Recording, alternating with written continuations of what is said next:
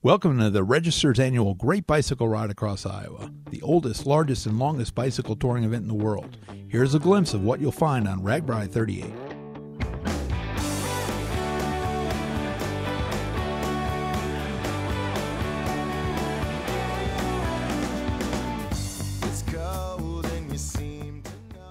Day 1. Be sure to arrive early and enjoy the RAGBRAI Expo and the sights and sounds of historic Sioux City. Begin your ride with the traditional tire dip in the Missouri River.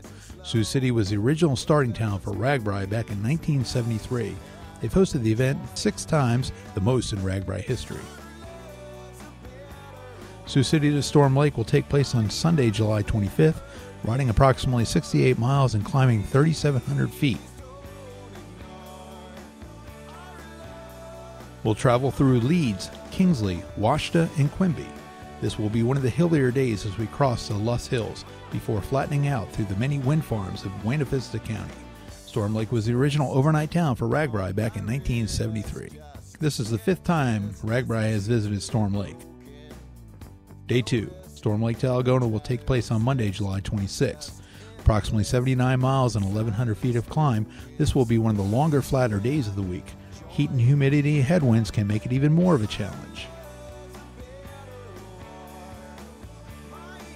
We'll first visit Verina before entering Pocahontas County and see the 25-foot statue of the Native American princess.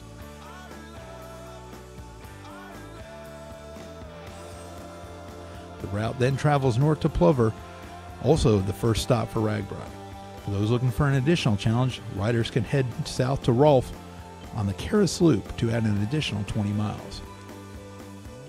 The next stop is West Bend, home of the world-famous Grotto of the Redemption.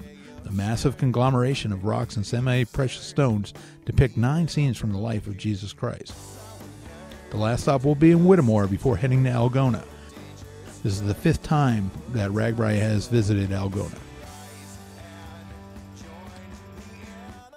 Day 3, Algona to Clear Lake will take place on Tuesday, July 27th. Just a tad under 60 miles and a tad over 1,000 feet of climb, this will be a nice short flat day for you. As we travel east in Cassuth County, we will visit the town of Wesley. It's our first visit. And then into Hancock County as we visit Hutchins and then into Britt, home of the Hobo Museum. This will be our first visit to Garner, home of the Doozy Days. And Garner's visit will certainly be a doozy.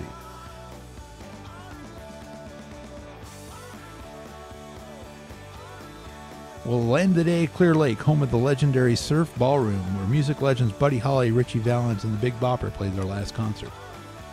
It's been 11 years since we've been at Clear Lake. Day 4. Clear Lake to Charles City will be Wednesday, July 28th. Just about 52 miles and 1,000 feet of climb. On paper, this will be the easiest day of RAGBRAI. Of course, weather can play a factor in making the ride harder or often easier. Riders will travel south from Clear Lake to Swaledale, population 174. Next up is Rockwell, followed by our first visit at Cartersville. We enter Floyd County and stop in Rockford, home to the Fossil and Prairie Park Preserve and Center. You can not only look at the 365 million-year-old fossils, but take them home for a souvenir as well.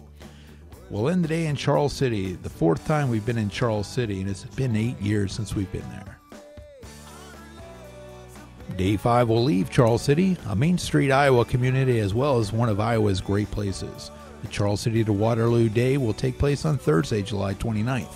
It's about 80 miles and about 2,700 feet of climb. It's the longest day, but it's relatively flat. The ride heads due south into Butler County, and Clarksville will be the first stop of the day. Expect to be inspired by the people of Parkersburg. This town was leveled by a tornado in 2008. The town lost 288 homes in the tornado, but 250 have already been rebuilt or are under construction.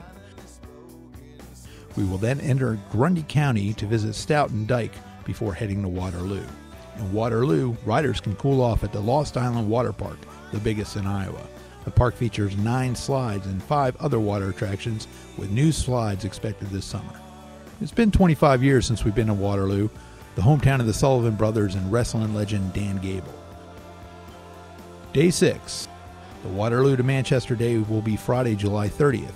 62 miles and 2,300 feet of climb. We'll travel through Washburn for the first time, then to Gilbertville. First time stops await in tiny towns of Jubilee and Shady Grove before heading to Rowley.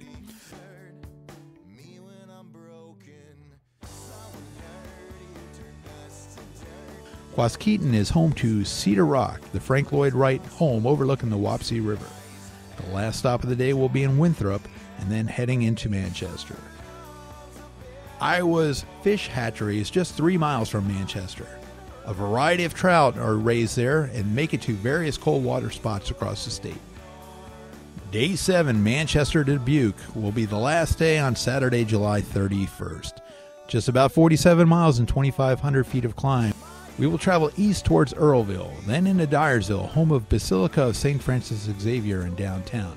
Just outside of Dyersville, you can have a catch or disappear into the cornfields at the movie site of Field of Dreams. The day finishes with visits to Bankston, Graff, and then into Dubuque, the oldest city in Iowa. The port of Dubuque will be the dip site on the Mississippi River. One of the main attractions along the riverfront is the National Mississippi River Museum and Aquarium. This is the 6th shortest route in RAGBRAI history, the 5th flattest in the history, and 3rd easiest route. We'll see you in July.